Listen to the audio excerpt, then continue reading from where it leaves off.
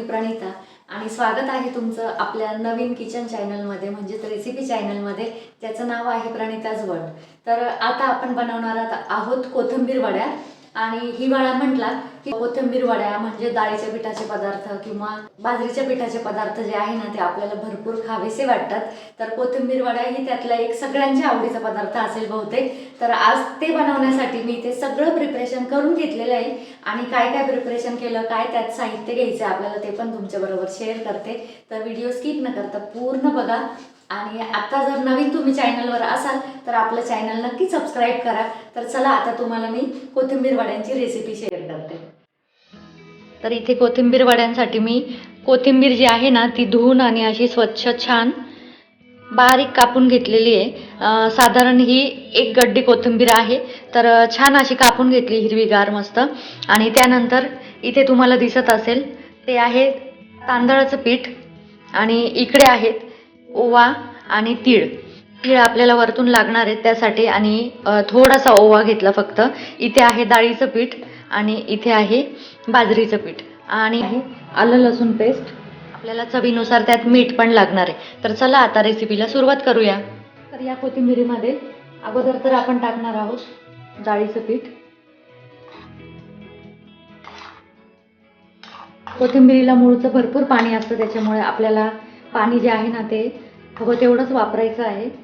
तर इथे बघू शकता तुम्ही मी अर्धी वाटी डाळीचं पीठ घेतलं, ते पूर्ण टाकलं याच्यामध्ये। त्यानंतर आपल्याला याच्यात टाकायचा आहे ओवा टाकला आणि हे जे तीळ आहेत हे आपल्याला वरतून लागणार आहेत गार्निशिंगसाठी, त्यामुळे तीळ काही मी त्याच्यात टाकले नाही। त्यानंतर हे जे तांदळाचं पीठ घेतलं होतं हे टाकायचं। तांदळाचं पीठ यासाठी टाकायचं की आपल्याला थोडेसे क्रिस्पीनेस येतो त्याला, त्यामुळे तांदळाचं पीठ मी इथे 2च चमचे टाकलं आहे, जास्त काही वापरलं नाही।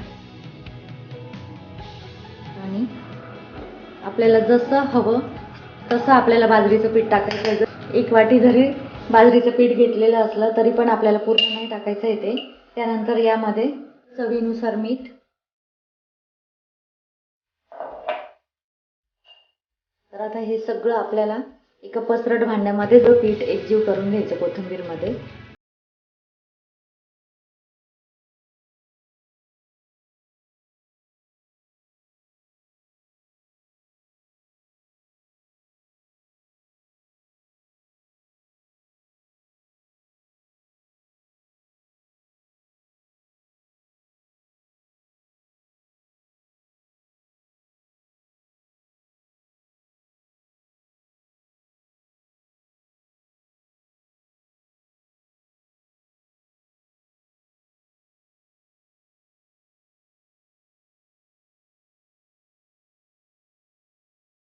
झालं की आपल्याला यामध्ये टाकायची आहे आलं लसूण पेस्ट। तर ही पेस्ट करताना मी याच्यामध्ये साधारण 7 ते 8 मिरच्या हिरव्या आणि त्यानंतर 7 ते 8 लसणाच्या पाकळ्या घेतल्या। थोडंसं त्याच्यामध्ये जिरे टाकले, जेणेकरून जिरे थंड असतात त्यामुळे। तर आता हे पण सगळं एकजीव करून घेऊ आपण। तयार आहे आपलं पीठ। आणि त्यानंतर आता मी इकडे अगोदर ज्याच्यामध्ये आपल्याला या वड्या स्टीम करायच्या आहे तर ते थोडंसं पाणी त्याच्यामध्ये गरम होण्यासाठी ठेवते आणि तोपर्यंत आपण या वड्या करून घेऊ। तर या वड्या आपण हव्या त्या आकारामध्ये करू शकतो। तर इथे अगोदर मी एक कुकरचा डबा घेतला आणि त्याला थोडंसं तेल लावून घेणार आहे,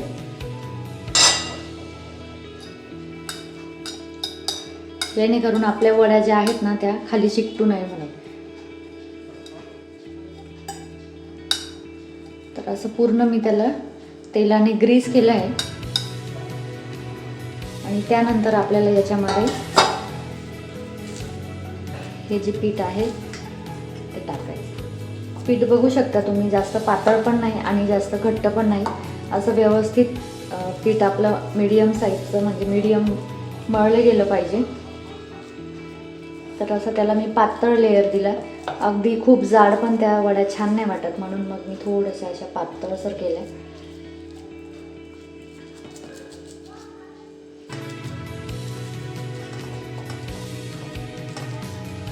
जास्त दाबायचं नाही म्हणजे त्या खाली चिकटत नाही.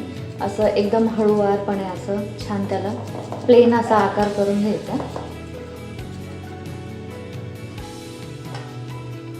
आता माझ्याकडे स्टीमर नाही त्याच्यामुळे मी इडलीच्या भांड्याचाच वापर करणार आहे. आता त्यानंतर आपल्याला हे जे तीळ आहेत, तीळ त्याच्यावर टाकायचे आहे. छान असे सगळीकडे पसरवून टाकायचे, म्हणजे ते जेव्हा शिजतील तेव्हा त्याला आपोआप चिकटतील आणि छान असं त्याला फ्लेवर येतो. एक तीळ जेव्हा दाताखाली येतात ना वड्या खाताना, तर छान असा फ्लेवर येतो. तर मी इथे एक रिंग टाकते त्या भांड्यामध्ये अगोदर, आणि इथे बघू शकता तुम्ही. तर मी आता हे सगळं त्या भांड्यामध्ये ठेवते आणि अजून दुसऱ्या शेपमध्ये पण मी तुम्हाला करून दाखवणार आहे. तर माझ्याकडे ही चाळणी आहे, ही चाळणी बरोबर या भांड्यामध्ये अशी बसते, त्यामुळे मी या चाळणीत पण तुम्हाला थोडीशी करून दाखवते. चाळणीला पण आपण थोडंसं तेलाचा हात लावून घेणार आहोत आणि ही चाळणी पण मी याच्यावर ठेवते अशी. या चाळणीत आपल्याला या ज्या वड्या आहेत ना, ह्या अशा पद्धतीने करायच्या. अगोदर हाताला, दोन्ही हाताला व्यवस्थित असं तेल लावून घेतलं मी आणि त्यानंतर इथे बघू शकता तुम्ही, अंदाजे आपल्याला थोडा मीडियम साईजचा असा त्याचा एक गोळा घ्यायचा आणि त्याला थोडासा असा लांबट आकार द्यायचा आहे.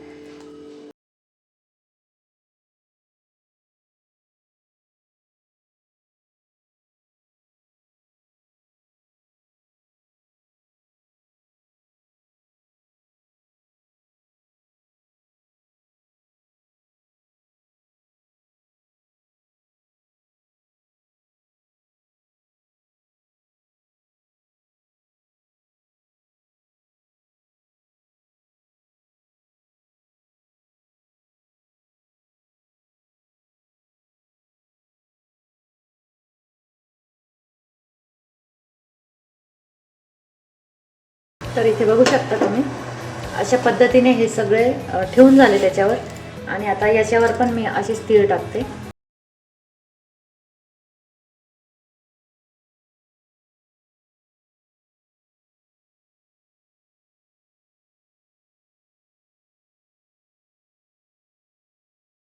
पॅक असं झाकण ठेवायचं आणि 20 मिनिटासाठी हे आपल्याला असंच ठेवायचं आहे.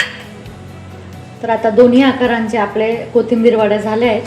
तर त्या झाल्यानंतर 20 मिनिटानंतर आपण पुन्हा भेटू. 20 मिनिटानंतर तुम्हाला दाखवते मी. तर आता इथे बघू शकता 20 मिनिटानंतर आपल्या वड्या ज्या आहेत ना, त्या पूर्णपणे छान अशा, त्याचा कलर चेंज झाला की समजायचं छान अशा शिजल्या आहेत त्या, आणि म्हणजे वाफाळल्या आहेत त्या. आणि त्यानंतर आता मी या थंड करून घेतल्या, थोडंसं फॅन लावून आणि फॅनखाली पटकन थंड करून घेतल्या. त्यानंतर जेव्हा त्या थंड झाल्या तेव्हा मात्र त्या मी कापणार आहेत. तर बघा इथे यांना ढोकळ्याचा आकार देणार आहे मी. ज्या कुकरच्या डब्यात शिजवल्या आहेत ना, तर त्याला मी ढोकळ्याच्या आकाराने म्हणजे चौकोनी कापून घेणार आहे. आणि बाकीच्या ज्या चाळणीतल्या आहेत ना, तर त्याचे फक्त काप करायचे, जसं आपलं आळूच्या वड्यांचे काप असतात ना, तर तसे काप करून घेणार आहे.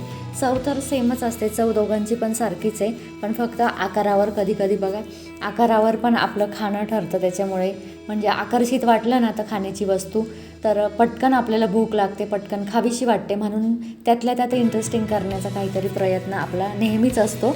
तर अशा पद्धतीने मी या सगळ्या वड्या आता कापून घेते. आता मी इथे सगळ्या वड्या ज्या आहेत ना, त्या अशाच मीडियम साईजमध्ये कापून घेते. आणि या वड्या कापत असतानाच मी गॅसवर एक साईडला तेल गरम करायला ठेवलं, जेणेकरून एक साईडला आपलं तेल पण व्यवस्थित गरम होईल. तेल जर व्यवस्थित गरम झालं तर मग आपल्या वड्या पण व्यवस्थित तळल्या जातात. त्यामुळे एक साईडला तेल गरम करते ते.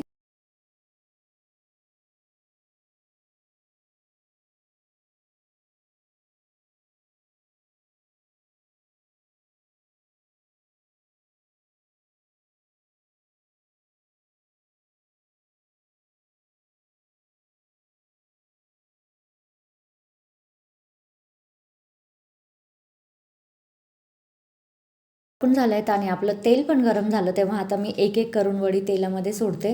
तर इथे बघू शकता छान तेल तापल्यामुळे ना वड्या आपल्या छान अशा खरपूस तळून होतात. आणि आता कढईमध्ये सोडताना वड्या हळूच सोडायच्या, आणि शिवाय कढईमध्ये मोकळ्या तळता येतील इतक्याच प्रमाणात सोडायच्या. अगदी खूप गर्दी करायची नाही, जेणेकरून वड्या ज्या आहेत ना आपल्या, त्या व्यवस्थित तळल्या जातात. आता तुम्ही बघू शकतात तेल व्यवस्थित तापल्यामुळे आपल्याला कढईमध्ये वड्या व्यवस्थित अशा खरपूस रंगावर तळलेल्या दिसत आहेत. तर इथे आपण जर या झाऱ्याऐवजी जर आपण चाकू किंवा छोटा चमचा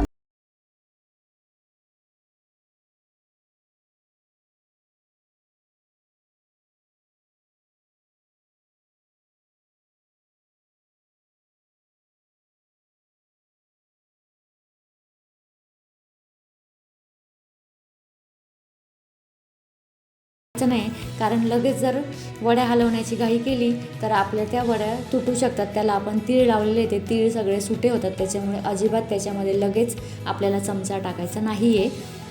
तर इथे बघू शकतात ते बुडबुडे कमी झाले की मग त्यानंतर आपल्याला वड्या एकदा पलटी मारायची आहे. मिनिमम 2दा फक्त वड्यांना पलटी मारायची आणि त्यानंतर आपल्या वड्या एकदम खरपूस आणि सुंदर अशा तळतात.